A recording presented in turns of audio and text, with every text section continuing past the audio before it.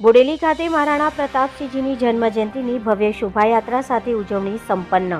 હિન્દુ હૃદય સમ્રાટ મહારાણા પ્રતાપસિંહજીની 485મી જન્મજયંતિની ઉજવણી આજે છોટાઉદેપુર જિલ્લાના બોડેલી ખાતે રાજપૂત સમાજ ઉત્કર્ષ મંડળ બોડેલી તથા રાજપૂત યુવા સંગઠન દ્વારા ખૂબ જ હર્ષોલ્લાસભેર ભવ્ય શોભાયાત્રા સાથે કરવામાં આવી। ત્યારે બોડેલીના અલીરાજપુર સ્થિત રાજપૂત સમાજ ભવનથી સવારના 10 કલાકે ડીજે સાથે આતિશબાજી અને સમાજના યુવક યુવતીઓ ઘોડા પર સવાર થઈ ટ્રેક્ટરમાં હૃદય સમ્રાટ મહારાણા પ્રતાપજીની સુંદર છબીને બિરાજમાન કરી તેનું નેતૃત્વ કરતા શોભાયાત્રા આગળ વધી। ત્યારે રાજપૂત સમાજના પ્રમુખ ઘનશ્યામસિંહ વાસદિયા, છોટાઉદેપુર જિલ્લા રાજપૂત કરણી સેનાના પ્રમુખ કીર્તિરાજસિંહ પરમાર સાથે સમાજના અગ્રણી ભારતસિંહ રાઠોડ, અર્જુનસિંહ વાસદિયા, જયપાલસિંહ મહારાઉલ વગેરે સાથે મોટી સંખ્યામાં સમાજના યુવક યુવતીઓ જોડાઈ બોડેલી અલીપુરાના રાજમાર્ગો પર ફરી શોભાયાત્રા અલીપુરા 4 રસ્તા રામચોક પર આવી હતી, જ્યાં શોભાયાત્રા દરમિયાન સમાજના યુવકોએ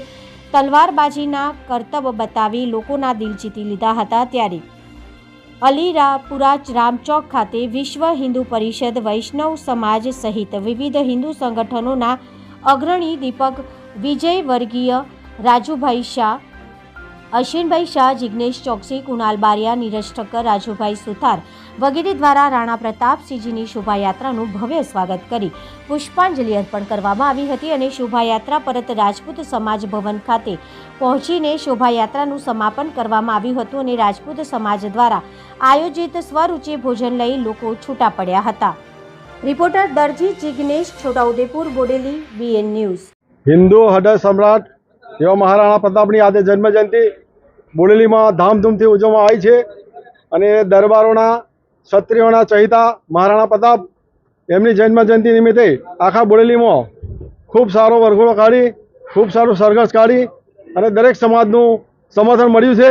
એ બદલ સૌનો સાથ અને સહકાર આપ્યો છે, એમનો ખૂબ ખૂબ ધન્યવાદ। ઘનશ્યામસિંહ। આજ રોજ રાજપૂત સમાજ ભવન ખાતે મહારાણા પ્રતાપસિંહજીની 485મી જન્મજયંતિ નિમિત્તે બોડેલી નગરમાં શોભાયાત્રા કાઢવામાં આવી।